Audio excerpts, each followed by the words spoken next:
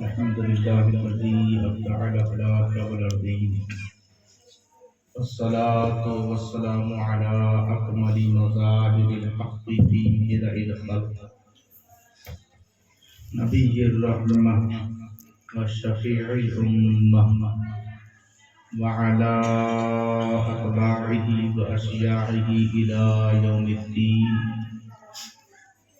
أما بعد فأعوذ بالله من الشيطان الرجيم. بسم الله الرحمن الرحيم. ألا إن أولياء الله لا خوف عليهم ولا هم يحزنون الذين آمنوا وكانوا يتقون لهم البشرى في الحياة الدنيا وفي الآخرة لا تبديل لكلمات الله ذلك هو الفوز العظيم. وقال الله تبارك وتعالى في مقام آخر ويخلق ما لا تعلمون قال أعلم ما لا تعلمون. صدق الله العلي العظيم وبلغنا رسوله النبي الأمين المكين الكريم ونحن على ذلك لمن الشاهدين والشاكرين والحمد لله رب العالمین.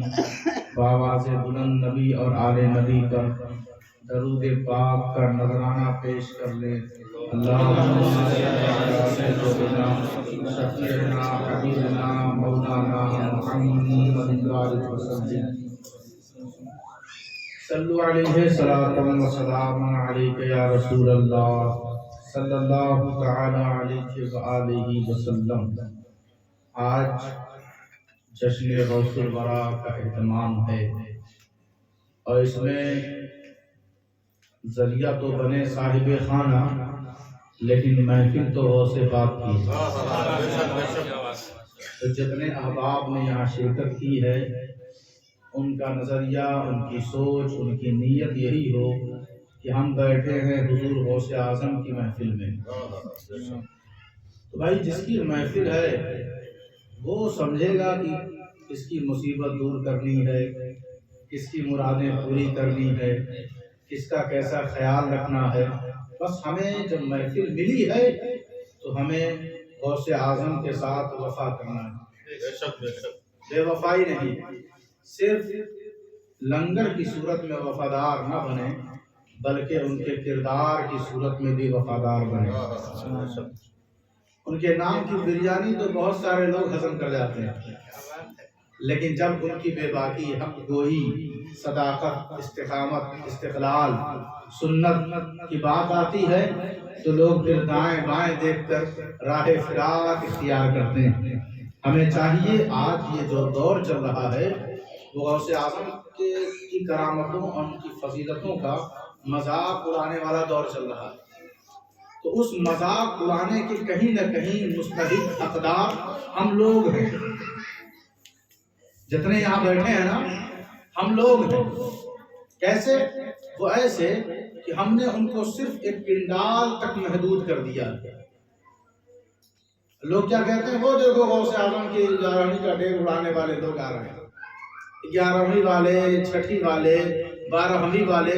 وجہ صرف یہی ہے کہ ہم نعرہ تو زوردار لگاتے ہیں مگر اذان ہوتی ہے تو بھاگتے ہوئے نظر آتے ہیں. مسجدیں ہماری ویران ہوتی جا رہی ہیں. مدرسوں کا حال یہ ہے کہ مدرسہ آپ کے گاؤں میں رہے گا، پڑھیں گے بہار کے بچے، پڑھیں گے بہار کے بچے. نہ بچے قرآن کے حافظ ہو رہے ہیں، نہ بچے ڈاکٹر ہو رہے ہیں، نہ بچے عالم ہو رہے ہیں، نہ بچے انجینئر ہو رہے ہیں. دنیاوی شعبوں سے بھی محروم، اخروی علم سے بھی محروم. تو ہم دونوں فیلڈ میں کمزور ہیں اور ہیں غوث اعظم کے مانگنے والے.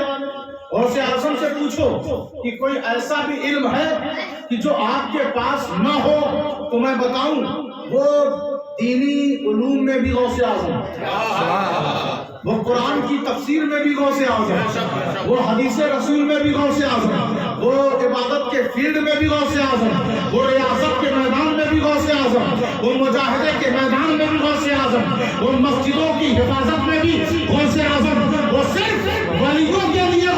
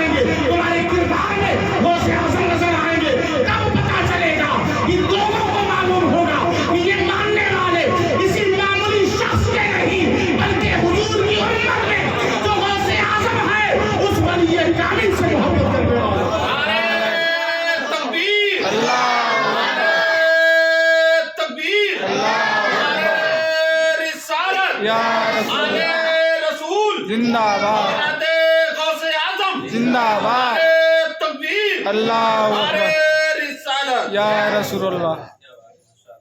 آپ دیکھیں نا، غور کریں ذرا، قرآن مجید فرقان حمید میں اللہ تبارک و تعالیٰ نے فرمایا یا ایھا الذین آمنوا کتب علیکم الصیام کما کتب علی الذین من قبلکم لعلکم تتقون. زور سے بولے سبحان اللہ. سبحان اللہ. سبحان یہ اپنی بات پہ ہم نہیں بلوا رہے ہیں، سبحان اللہ، یہ اللہ کی بات ہے، یہ قرآن کی آیت، اس لیے کہا بولے سبحان اللہ. تو اب دیکھیں اللہ نے فرمایا اے ماننے والوں، اے ماننے والوں، اللہ کے حکم کو ماننے والوں، رسول کی ذات کو ماننے والوں، ولیوں کی تعظیم اور تقریم کرنے والوں، اے ایمان والوں، اور اے قرآن پڑھنے والوں، اے تلاوت کرنے والوں، اے زکوٰۃ دینے والوں، اے روزہ رکھنے والوں، اے عبادت کرنے والوں، اے ماں باپ کی خدمت کرنے والوں، اے مسجدوں کی صفائی کرنے والوں، اے اللہ کے گھر سے پیار کرنے والوں، اے ایمان والوں، اے غریب نواز سے محبت کرنے والوں، اے ایمان والوں، اے غوث اعظم کی عزت کرنے والوں، اے ایمان والوں، اے امام حسین کو تنہا نہ چھوڑنے والوں، اے ایمان والوں، اے مولا علی سے پیار کرنے والوں، اے ایمان والوں، اے فاروق اعظم اور ابو بکر سے الفت رکھنے والوں، اے ایمان والوں، اے نبی کی ذات پر، ان کی شان پر، ان کی محبت پر اپنی جان نثار کرنے والوں، اے ایمان والوں. تو اے ایمان والوں، تم پر روزے فرض کیے گئے ایسے جیسے کہ تم سے پہلی امتوں پر فرض کیے گئے. بیٹے کو اسکول لے جا رہے ہیں، بیٹا کہتا ہم نہیں جائیں گے، ہم نہیں جائیں گے، ہم نہیں جائیں گے. تو آپ کہتے ہیں اپنے بڑے بھائی کو دیکھا ہے، وہ بھی اسکول جا چکا ہے، وہ بھی اسکول جا چکا ہے. دیکھو بھیا کو دیکھو، آج وہ اس مقام پر ایسے نہیں پہنچا. بیٹا وہ بھی ایک دور تھا کہ تمہاری طرح اسکول جاتا تھا. تو آپ یہ کیوں بولتے ہیں؟ اس لیے کہ اس بچے کو تسلی ملے گی، اس بچے کو راحت ملے کہ میں کوئی نیا کام نہیں کر رہا ہوں، میرا بھائی بھی اس راستے سے گزر چکا ہے. تو اسی طرح حضور کی امت، جب اللہ حضور کی امت حضور سے پیار کرتا ہے تو امت سے بھی کرتا ہے. حضور جب محبوب ہیں تو امت بھی محبوب ہے. تو اللہ فرما رہا ہے اے ایمان والوں، اے میرے نبی کا غلاموں، تم پریشان مت ہونا. پچھلی امتوں سے بھی روزہ رکھوایا گیا، روزہ رکھوایا گیا، لیکن ان کے روزوں کا حال یہ تھا کہ میں ان کے روزوں کے سلوں میں جنت دیا کرتا تھا، ثواب دیا کرتا تھا، جزا دیا کرتا تھا، بدلہ دیا کرتا تھا. مگر تم ٹھہرے میرے محبوب کی امت، تو اب تمہارے روزوں کا حال یہ ہے کہ میں خود اپنے آپ کو تمہارے حوالے کر دوں. الصوم لی وانا اجزا بہ، کہ روزہ رکھو میرے لیے، میں خود اس کا بدلہ، میں خود اس کا بدلہ ہوں. تو اب روزہ کب رکھنا ہے؟ کب رکھنا ہے؟ جب وہ مکلف ہو جائے، جب وہ بڑا ہو جائے تبھی تو روزہ رکھیں گے. کہ بستر پہ لیٹا ہو، چھوٹا سا ہو، روزہ اس کو رکھنا ہے نہیں. لیکن دیکھیں نا کہ حضور غوث اعظم بڑے پیر دستگیر، جس دن وہ پیدا ہوئے اسی دن روزہ رکھ لیا، جس دن وہ پیدا ہوئے اسی دن روزہ رکھ لیا، اور کہا لعلکم تتقون. روزے کا اصل مقصد تقویٰ ہے، روزے کا اصل مقصد متقی بندوں کو بنا دینا ہے. بندے کہتے ہیں نماز میں دل نہیں لگتا، ان سے کہو روزہ رکھو. بندے کہتے ہیں سچ بولنے کا من نہیں کرتا، اس سے کہو روزہ رکھو. بندے کہتے ہیں مسجد جانے کا دل نہیں کرتا، اس سے کہو روزہ رکھو. کیونکہ جب نفس گندا ہے، نفس میں خلاصت ہے، نفس مضبوط ہو گیا ہے، تو عبادت میں دل نہیں لگتا. اللہ فرما رہا ہے اے ایمان والو روزہ رکھو تاکہ تم پرہیزگار ہو جاؤ. پرہیزگار ہو جاؤ. تو روزوں میں اللہ نے اتنی طاقت دی ہے کہ بندہ متقی ہو جاتا ہے. تو قربان جاؤ، ماں کی آغوش ہے. شیخ عبد القادر جیلانی روزے کی حالت میں ہے، پہلا دن ہے، لوگوں نے کہا چاند نکلا کی نہیں، چاند نکلا کی نہیں، آج روزہ ہے کہ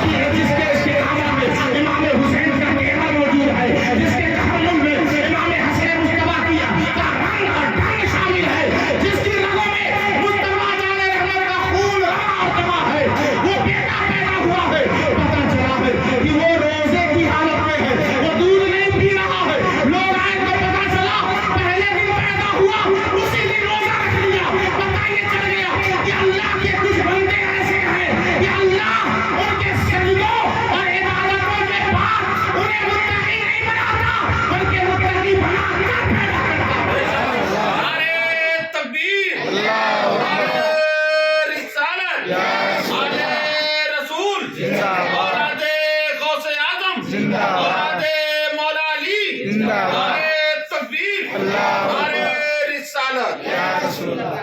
ایمان والوں کو روزہ رکھنا چاہیے۔ آپ اپنے گھروں میں ماحول بنائیں، دوشنبہ کے دن بچوں کو روزہ رکھوا دیں، دوشنبہ سوموار کے دن، بدھ جمعرات جمعہ اس میں کسی دن روزہ رکھوا دیں۔ روزہ نہیں رکھوائیں گے، بس کھلائیں گے، اتنا کھلا دیں گے، اتنا کھلا دیں گے کہ پھر وہ نہ ماں باپ کی سنتا ہے، نہ اللہ رسول کی سنتا ہے، نہ غوث و خواجہ کی سنتا ہے۔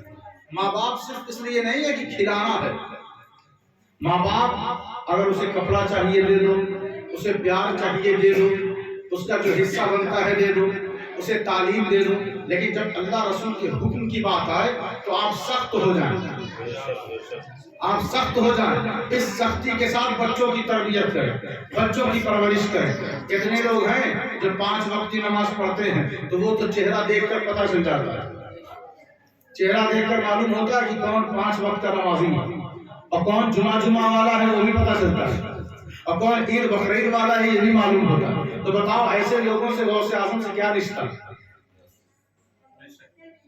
اگر چھٹیا کی جائے کہ غوث اعظم رضی اللہ تعالی عنہ نے 40 سال تک عشاء کے وضو سے فجر کی نماز پڑھی، اگر کہا جائے کہ حضور غوث اعظم 25 سال تک جنگلوں میں پتیاں کھا کھا کر، کبھی کبھی پورے سال آپ پتی کھاتے تھے، کبھی کبھی پورے سال تک صرف آپ پانی پیتے تھے، ان سے پوچھا گیا حضور آپ ایسا کیوں کر، آپ شہر میں کیوں نہیں آ رہے تھے؟ کیا بات یہ تھی کہ میرے پاس انسانوں کی بھیڑ اس وقت نہیں آتی تھی، جناتوں کی آیا کرتی تھی۔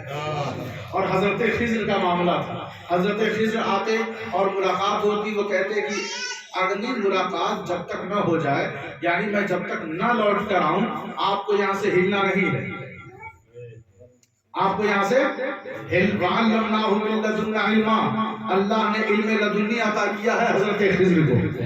حضرت خضر سے ملنے کے لیے اللہ نے حضرت موسیٰ ہارون کو حکم دیا، وہ دونوں نکلے ان سے ملاقات کرنے کے لیے، اور جب نکلے نا قرآن شاہد ہے، جب نکلے تو ہارون نے مری ہوئی مچھلی رکھا تھا، مر چکی تھی، تھیلے میں رکھا تھا کہ راستے میں کہیں فرائی کر کے ہم لوگ کھا لیں گے۔ حضرت موسیٰ نے کہا وہ مچھلی لاؤ نا جو ہم راستے میں لے کر چلے تھے کھانے کے لیے، بھوک بڑی تیز لگی ہے۔ تو حضرت ہارون کہتے ہیں میں بھول گیا تھا، وہ میں بتانا آپ سے بھول گیا تھا، کیا ہوا؟ کہا حضور راستے میں جہاں ہم کچھ دیر کے لیے ٹھہرے تھے وہاں پہ یہ مری ہوئی مچھلی تھیلے میں سے اچھل کر باہر آئی، اور جب باہر آئی تو وہ زمین کو پھاڑتے ہوئے راستہ بنتا گیا اور وہ تیرتے ہوئے پانی سے جا کر مل گئی۔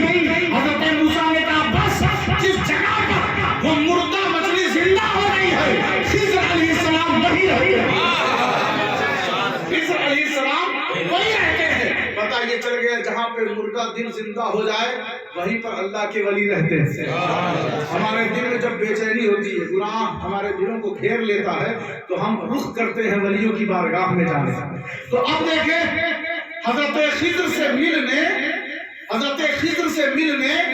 حضرت موسیٰ گئے، اور یہاں پر غوث اعظم سے ملنے حضرت خضر آ رہے ہیں، حضرت خضر آ رہے ہیں، اور کہا کہ جب میں لوٹ کر آؤں واپس تب تک آپ کو یہیں رہنا ہے۔ صاحب حضرت خضر جاتے اور 1 سال 2 سال گزر جاتا، پھر واپس آتے، پھر آتے ملاقات ہوتی، پھر جاتے وقت کہتے آپ یہاں سے نہیں جائیں گے جب تک کہ میں لوٹ کر نہ آؤں۔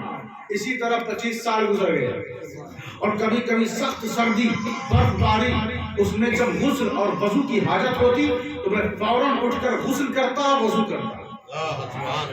تو اب غوث اعظم نے اس قدر مصیبتیں مشقتیں تکلیفیں اٹھائی ہے کہ تکلیف بھی دنگ ہے، مصیبت بھی پریشان ہے کہ کس اللہ کے ولی اور روحانیت کے شہسوار سے ہمارا پالا پڑا، نفس بھی حیران ہے۔ ایک دفعہ آپ فرماتے ہیں کہ میں سیڑھی پہ چڑھ رہا تھا، میرا بایاں پاؤں زینے پر تھا سیڑھی پر، اور میرے نفس نے اندر سے کہا عبد القادر آج رات بھر سو لیتا، صبح اٹھ کر عبادت کرتا تو بڑا اچھا تھا، تھوڑا ریسٹ مل جاتا، کافی دن ہو گئے تجھے سوئے ہوئے۔ یہ نفس نے آواز دی، ہم نے اور آپ کو بھی یہ روز آواز دیتا ہے۔ کیسے دیتا ہے؟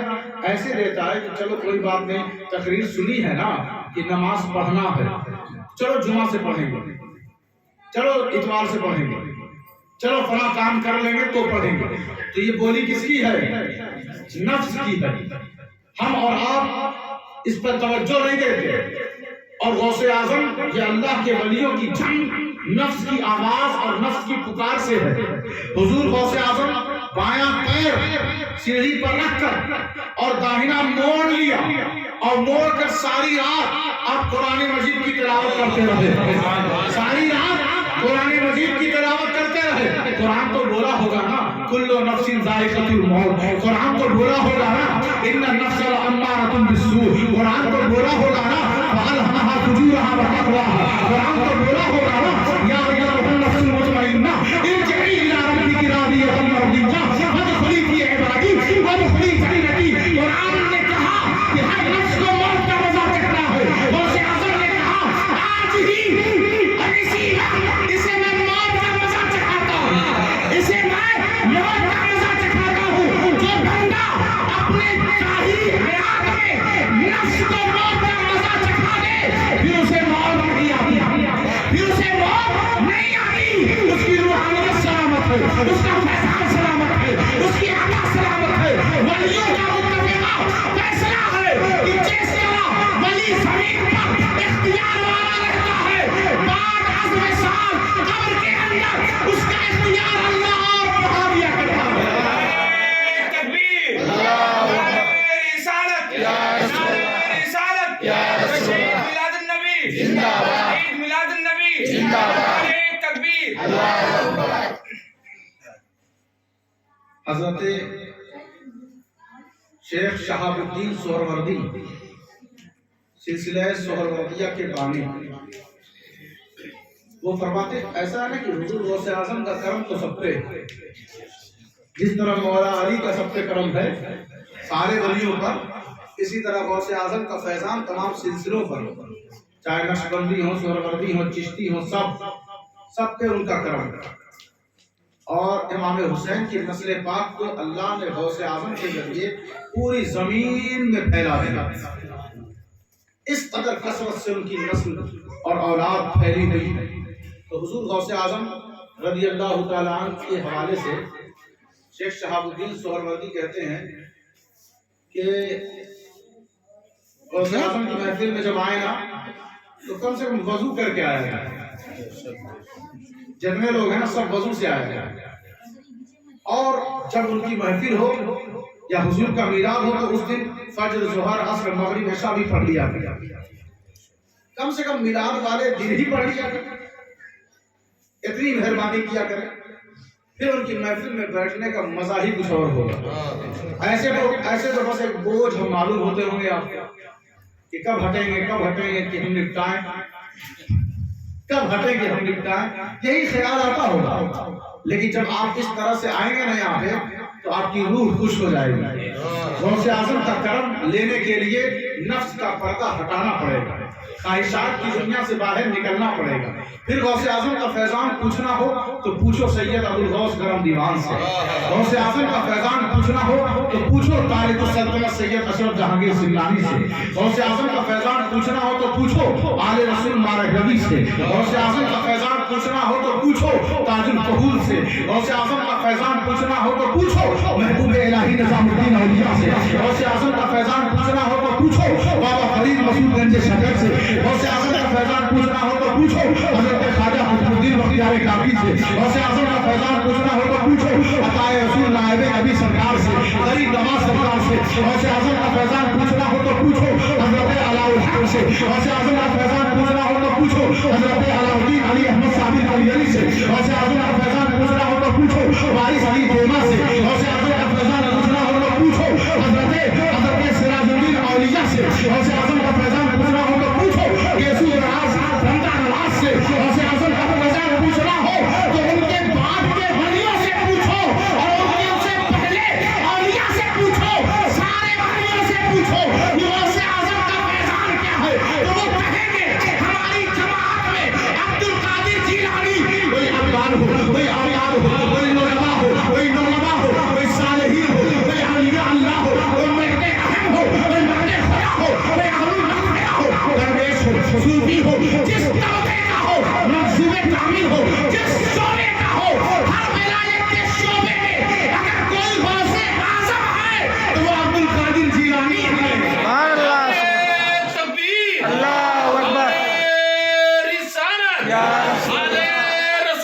زندہ آباد غوث اعظم زندہ آباد مولا علی زندہ آباد تکبیر اللہ اکبر رسالت یا رسول اللہ فرماتے ہیں شیخ شہاب الدین سہروردی فرماتے ہیں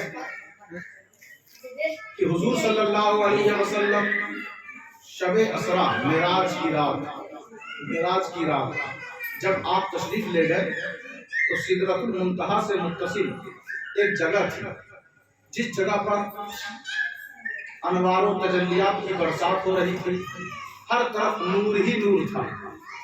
سدرۃ المنتہا سے بالکل قریب، سدرۃ المنتہا وہی ہے جہاں جبرائیل رہتے ہیں، حضرت جبرائیل جہاں رہتے ہیں اس سے قریب۔ تو حضور صلی اللہ علیہ وسلم نبیوں کے سردار، تلک الرسل فضلنا بعضهم علی بعض، یہ رسول جن کو بعض پر ہم نے فضیلت دی ہے۔ تو حضور صلی اللہ علیہ وسلم نے بارگاہ خداوندی میں عرض کیا، پروردگار یہ انوار و تجلیات کی برسات ہو رہی ہے اور اس میں دو مرغ خوش پیکر، ایک سبز ہے ایک سفید ہے، یعنی ایک ہرا ہے ایک سفید ہے، دو مرغ دو پرندے ہیں، اور ہرا والا پرندہ اللہ کے عرش کی طرف جاتا ہے اور پھر وہاں سے پھر واپس آتا ہے، پھر اللہ کے عرش کی طرف جاتا ہے پھر واپس آتا ہے۔ تو یہ سلسلہ چل رہا ہے اور سفید والا مرغ پرندہ وہیں پر بیٹھا ہوا ہے۔ تو اللہ کے رسول صلی اللہ علیہ وسلم نے پوچھا، دریافت کیا، پروردگارہ یہ کون سے پرندے ہیں کہ جو انوار تجلیات کی برسات کے درمیان موجود ہیں اور بڑے حسین اور خوش طبع ہیں، بڑے خوبصورت ہیں؟ اللہ نے ارشاد فرمایا کہ اے میرے محبوب، اے صاحب والضحیٰ، اے میرے پیارے رسول، یہ جو سفید مرغ ہے یہ آپ کی امت کا بایزید بستانی ہے۔ یہ جو سفید مرغ جو بیٹھا ہوا ہے یہ آپ کی امت کا بایزید بستانی ہے۔ جس نظر نے بایزید کو دیکھا ہے میں اس کی دعا بھی قبول کر لیتا ہوں۔ بایزید کا مقام و مرتبہ یہ ہے کہ جس نظر نے بایزید کو دیکھا ہو اور وہ دعا کرے تو میں اس نظر کے منظر کی بھی حیا رکھتا ہوں، میں اس کی دعا قبول کر لیتا ہوں۔ حضور نے فرمایا کہ یہ عرض کیا، پروردگار یہ جو اڑ رہا ہے پرندہ تیرے عرش کی طرف جاتا ہے پھر واپس آتا ہے، جو سبز ہے ہرا پرندہ ہے، یہ کون ہے؟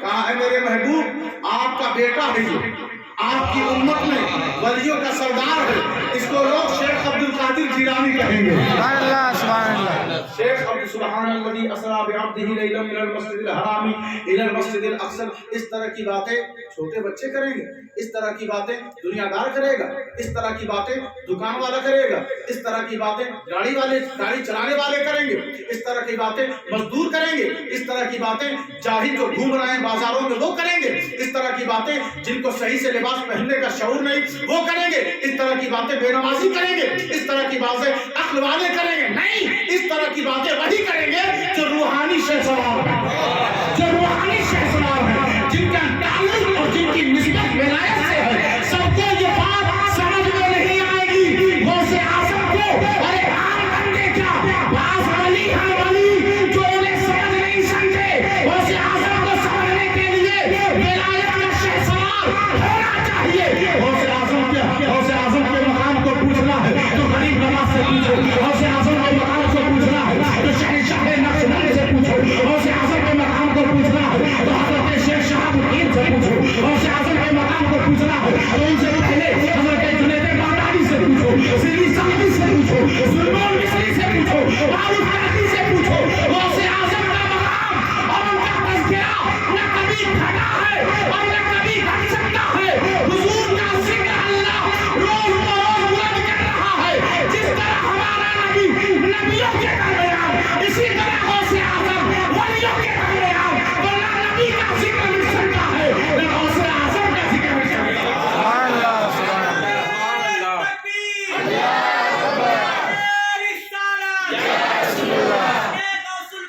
زندہ آباد، اللہ اکبر، یا رسول اللہ۔ حضرت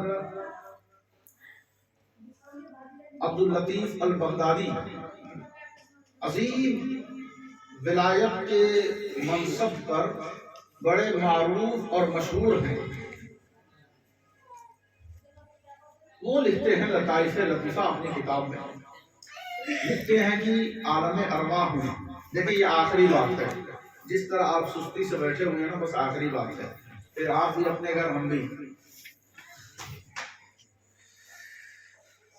آپ لوگوں کو ابھی یہاں پر ایک عہد کرنا ہے، وہ عہد یہ ہے کہ آپ کسی کی برائی نہیں کریں گے۔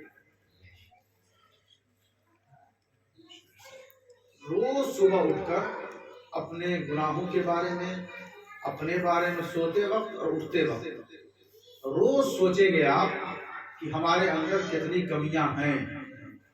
10 ہیں تو 8 کر دیجئے، 8 ہیں تو 6 کر دیجئے، 6 ہیں تو 4 کر دیجئے۔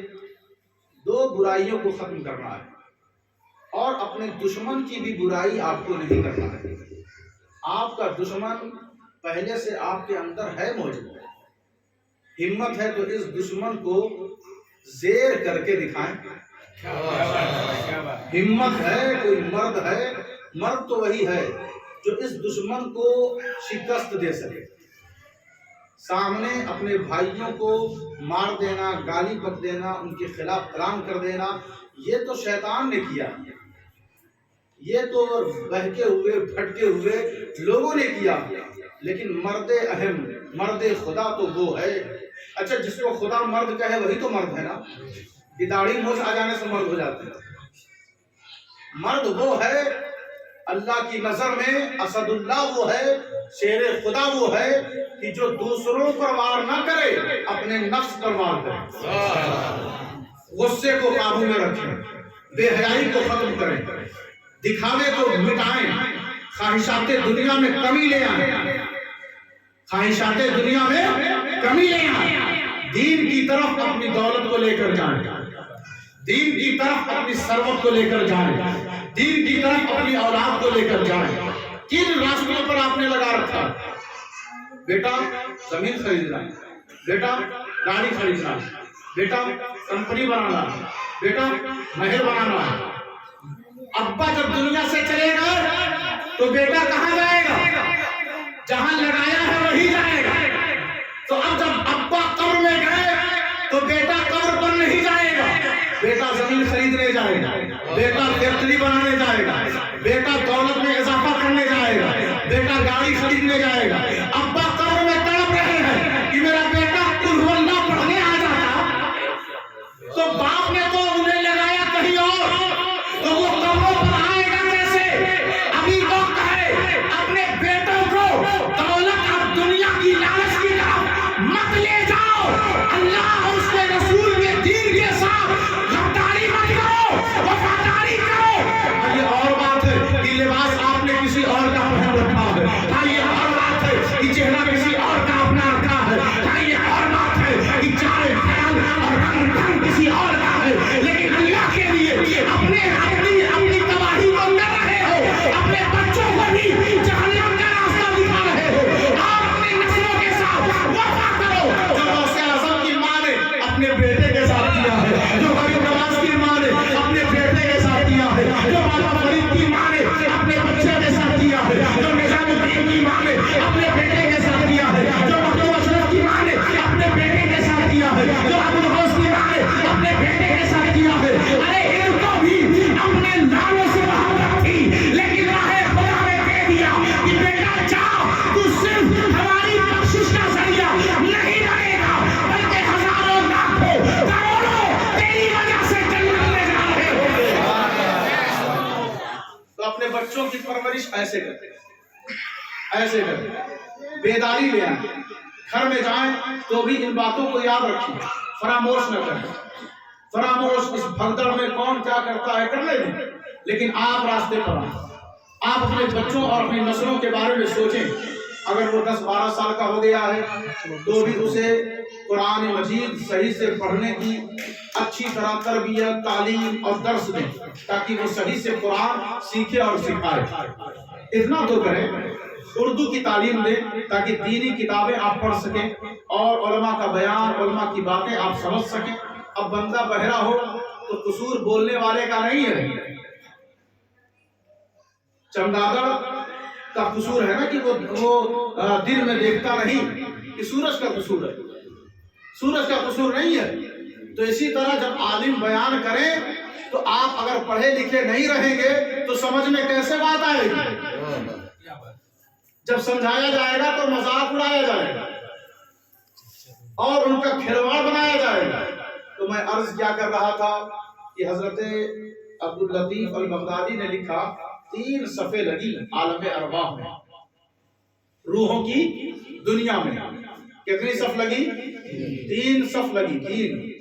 اور پہلی صف میں انبیاء اور رسول تھے، دوسری صف میں اولیاء و صالحین تھے، تیسری صف میں دیگر مخلوقات، یعنی وَإِذْ أَخَذَ اللَّهُ مِيثَاقَ النَّبِيِّينَ لَمَا آتَيْتُكُم مِّن كِتَابٍ وَحِكْمَةٍ ثُمَّ جَاءَكُمْ رَسُولٌ مُّصَدِّقٌ لِّمَا مَعَكُمْ لَتُؤْمِنُنَّ بِهِ وَلَتَنصُرُنَّهُ۔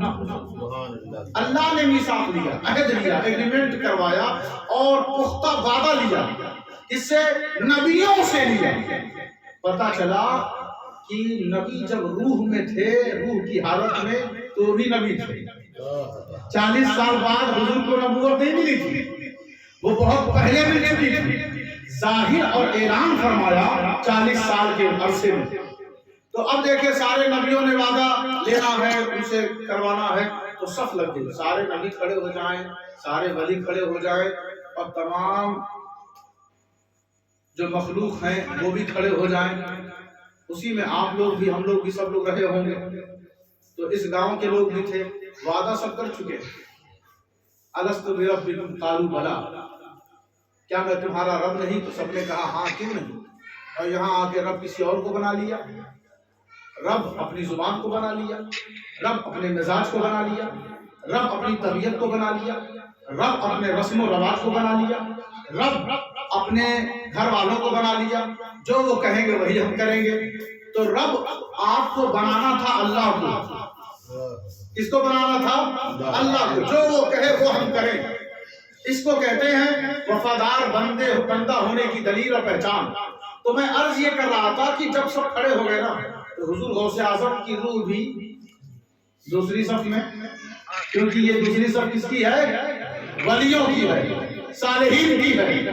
اس کی ہے صالحین کی۔ وَأَمَّا الْجِدَارُ فَكَانَ لِغُلَامَيْنِ يَتِيمَيْنِ فِي الْمَدِينَةِ وَكَانَ تَحْتَهُ كَنْزٌ لَّهُمَا وَكَانَ أَبُوهُمَا صَالِحًا، کہ وہ 2 یتیم بچے جن کی دیوار کے نیچے خزانہ تھا، وہ دیوار ٹیڑھی ہے، گر جاتی تو ان کے لوگ، ان کے گھر والے لوٹ لیتے خزانہ، تو حضرت خضر نے اس ٹیڑھی دیوار کو سیدھی کر دیا۔ وَكَانَ تَحْتَهُ كَنْزٌ لَّهُمَا، اور کیوں کیا ایسا؟ اس لیے کیا کہ 2 یتیم بچوں کے نسل میں دادا پر دادا 8ویں پشت میں کوئی ایک مرد گزرا جو نیک تھا۔ وَكَانَ أَبُوهُمَا صَالِحًا، نیک تھا، برگزیدہ تھا، اس لیے اس کے خزانے کی حفاظت کی گئی، 8ویں پشت میں نیک تھا۔ اور جس کی نسبت میں غوث اعظم، جس کی نسبت میں خواجہ غریب نواز، جس کی نسبت میں اولیاء صالحین ہو، تو ان کے خزانے کی بھی حفاظت اللہ فرمائے۔ پھر کیا ہوا؟ حضور غوث اعظم دوسری صف سے نکل کے پہلی صف میں آ جاتے ہیں۔ اللہ کے حکم سے فرشتوں نے کہا کہ آپ کی جگہ دوسری صف ہے، پہلی صف نہیں، پہلی صف نبیوں کی ہے، آپ اس میں جائیں دوسری صف میں۔ وہ چلے گئے، پھر فرشتے کچھ دور گئے، پھر وہ پہلی صف میں چلے گئے۔ تو فرشتوں نے بار بار پیچھے کیا دوسری صف میں، کیونکہ غوث اعظم ولی ہے نا، غوث اعظم ولی ہے تو ان کو دوسری صف میں رہنا چاہیے، وہ بار بار پہلی صف میں چلے جاتے ہیں۔ پھر فرشتوں نے جا کر حضور سے کہا، کس سے کہا؟ کیونکہ انہی کے لیے تو وعدہ لیا جا رہا ہے، انہی کے دین کی مدد کے لیے وعدہ لیا جا رہا ہے، انہی کو ماننے کے لیے مدد لی جا رہی ہے۔ اب جب یہ جشن ہے حضور کے لیے تو حضور کی چلے گی کہ نہیں چلے گی؟ چلے گی نا۔ تو جب فرشتے گئے کہا حضور یہ عبد القادر یہ پہلی دوسری صف چھوڑ کر پہلی میں آ جا رہے ہیں بار بار۔ تو حضور غوث اعظم نے فرمایا اے میرے بچے، میرے شہزادے، میری امت میں آنے والے، میری امت کے اولیاء کے سردار، تو دوسری صف میں چلا جا، اور پریشان مت ہو. اچھا میرے ذہن میں ابھی اسی وقت ایک بات آئی, وہ یہ کہ وہ پہلی صف میں کیوں جا رہے تھے؟ اس لیے کہ وہ نبی کے درجے پر آ جائیں؟ نہیں, ان کو تو ولایت کا درجہ مل چکا ہے, اور ولی ہمیشہ اس کے احکام کا تابع رہتا ہے, اس کا شکر گزار رہتا ہے. وہ اپنی منمانی اس پر تھوپتا نہیں, وہ بس کہتا ہے جو تو عطا کر تیری مہربانی. وہ پہلی صف میں جا کیوں رہے تھے بار بار؟ اس لیے کہ پہلی کے آگے ہی حضور کا نور چمک رہا تھا. حضور کا نور بار بار وہ اس لیے پہلی صف میں جا رہے تھے کہ بار بار حضور کی زیارت ہو, بار بار حضور کی نورانیت کا مزہ اٹھائیں. وہ ایک عالم ارواح بھی ہے اور عالم لطائف بھی ہے. وہ بار بار پہلی صف میں اس لیے جا رہے تھے کہ مجھے حضور کی زیارت ہوتی رہے. حضور نے فرمایا پریشان مت ہو, آج عالم ارواح میں تو دوسری صف میں چلا جا, بروز حشر قیامت کے دن تو مقام محمود پر میرے ساتھ ہوگا, میرے پہلو میں ہوگا, میری بارگاہ میں ہوگا. تو اب دیکھیں غوث اعظم حضور سے قریب ہے, غوث اعظم حضور سے قریب ہے. اسی لیے رسالۃ الاولیاء کے مصنف نے لکھا کہ جس کو بھی ولایت کا منصب اللہ کو دینا رہتا ہے پہلے وہ حضور کو دیتا ہے, پھر حضور غوث اعظم کو دے دیتے ہیں, عبد القادر جیلانی کو دے دیتے ہیں. عبد القادر جیلانی اس کو دیکھتے ہیں کہ وہ ولایت کا حقدار ہے کہ نہیں, پھر اسے وہ ولی بناتے ہیں. تو پتہ چل گیا کہ ہمارا نبی آدم میں افضل, ہمارا نبی نوح سے افضل, ہمارا نبی ابراہیم سے افضل, ہمارا نبی اسماعیل سے افضل, ہمارا نبی طاووس سے افضل, ہمارا نبی سلیمان سے افضل, ہمارا نبی زکریا سے افضل, ہمارا نبی یحییٰ سے افضل, ہمارا نبی موسیٰ سے افضل, ہمارا نبی ہارون سے افضل, ہمارا نبی عیسیٰ ابن مریم سے افضل, ہمارا نبی ان نبیوں سے افضل. اسی طرح غوث اعظم دستگیر عاصم بن برقیہ سے افضل.